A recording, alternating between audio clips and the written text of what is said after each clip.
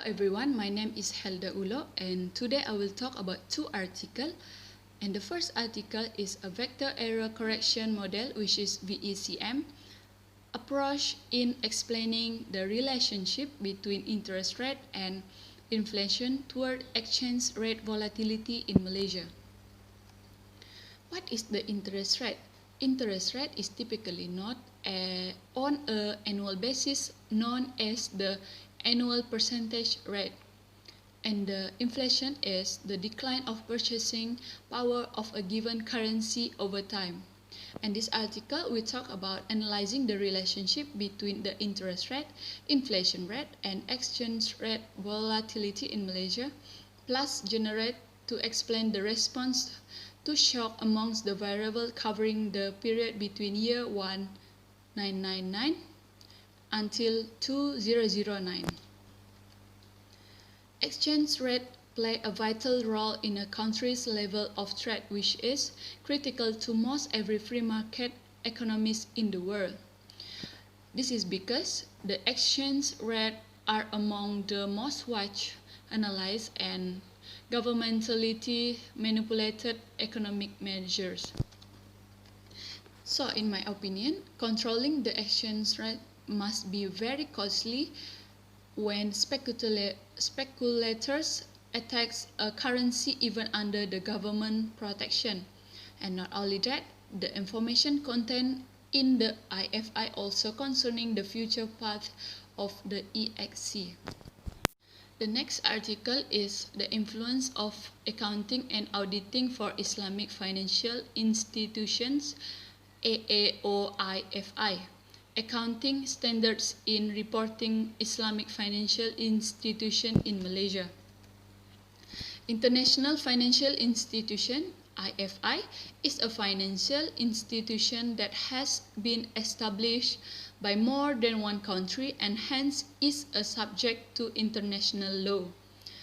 This article more focuses on the issue relevant to the need for Islamic accounting standard in reporting Islamic financial institution IFIs in the context of Malaysia. The IFI recent rapid growth, there is inconclusive stand regarding the need for specificity accounting standard for IFIs such as the one issued by Accounting and Auditing for Islamic Financial Institution. And to search the issue, a standard accounting methodology to regulate various types of patterns or Islamic banking financial schemes that can be accepted internationally.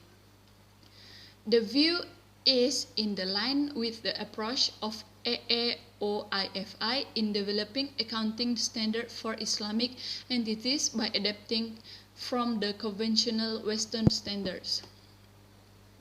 In my opinion, this article has been considered by the development of IFI over the years and found that the stance on reporting has also evolved consistently with the growth of IFIs around the world. And the evidence indicates that the interviewers place greater importance on the practicality of reporting in this competitive industry while balancing the need to serve the Muslim society. Article 3 entitled is Bumpy Ride for Insurance Sector Amid Global Pandemic. A line stated economic activities was slowed down and downturn of equity market that affected the insurance sector. P&C Insurance was struggled to hit the COVID-19 by protect of property and private responsibilities. I strongly agree with this article where insurance companies very effectively with their commitment to changing in marketplace by transform it into customer-centric business. Next article is Banking System Can Handle COVID-19, says by Bank Negara Malaysia Deputy Governor. This article finds to reform banking system of financial set up to help them through this economic. While since this epidemic, Bank Negara ready with loan moratorium, business and individual to amid global supply and demand shock. Besides that, Bank Negara conducted the credit development of its portfolio to get payment behavior. So, here I strongly agree with this article because they have simple resilience and capital sustainability to survive the economic condition for adopting and prudent risk management during COVID-19. Article 5. The title is Mild Inflation in 2021, but what is it and how you can cope with inflation? In simple words, inflation refers to the double the original price despite offering the same value. Overall of this article is about 5 ways to financially prepare for inflation. First is learn the art of investing. You can grow your personal by taking risks and putting your money into a diverse portfolio of stock and bond more quickly than your money in your bank account. Second is looking for a fixed asset.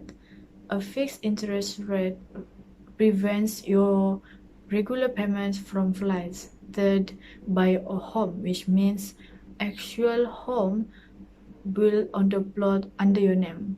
The fourth, keeping your option open, which is always have a plan B when things take turn for the worse. The fifth is live thrifty. Inflation has an effect on prices immediate, so one thing we can try is minimizing our spending. In my opinion, I would agree with this article because it's true that we are face inflation. If we can beat the inflation, at least we are prepared to face it. Based on these 5 ways to financially prepare, some tips are simple enough to be in our regular daily spending habit, but others might require a greater involvement in the long term. So we can prepare ourselves by getting head start on our finance by now to face the inflation. Article 6. The title is What's the point of keeping my saving in EPF if I do not have money to survive now? EPF is Employees Provident Fund, commonly called as KWSP or Kumpulan Wang Simpanan Pekerja in Malaysia. As we know, EPF to be used for retirement, but what if we need the money now? Due to this pandemic COVID-19, many of people lose their job, earning cuts, and so on. This may lead to many of people use their retirement saving to survive. Besides, iLestari and iSinar, EPF currently allows withdrawals based on category. First category is pre-retirement withdrawals. Second is full withdrawals. In my opinion, I would agree with this article because we all know that this year is really challenging for us, especially for those who lose their job, earning cuts, and so on. They have their own responsibilities, include family and other costs of living. Losing job may lead to no source of income, and this is the matters. They might do not have money to survive. EPF withdrawals is the last resort if they don't have any option to survive due to this pandemic. Next, I will explain about Article 8, Builders Worry over MCO Extension on Construction Industry. After several cases of COVID-19, Sabah had been confirmed to follow the Movement Control Order, MCO. Other than that, SBA, which is Sabah Builders Association, support the MCO, but they are also worried about the impact of MCO on the construction company. Due to the short MCO notice, many project sites were closed with minimal preparation of site safety and health for the temporary works such as excavation pits, shoring, scaffoldings, formworks, and reinforced steel bars. During this period, the contractor also will have to pay extra to the worker wages and rectifying the damaged works. This causes a big loss, especially to the company's financial. In my opinion, based on the news, the consultant and the contractor should be allowed to visit the sites as long as they follow the standard operation procedure (SOP).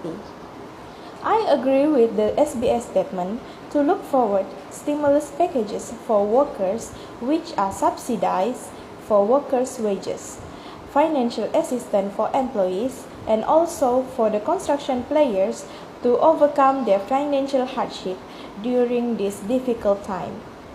And today I will present to you guys about the Article 9 Coronavirus Surge will start recording on March 6 this month, National Security's ad hoc's words. This article was just created on January 5, 2021. This article tells how this coronavirus disease has affected the whole world, especially the economy and finances of a country. In this news, National Security's ad hoc strongly stated that there will be a rocky start to 2021 due to COVID-19. Hogan National Security see problems in the market. Although the key index closed higher on Tuesday, he saw an increase in coronavirus cases outpacing positive vaccine news as a market driver, resulting in a 5% to 8% decline.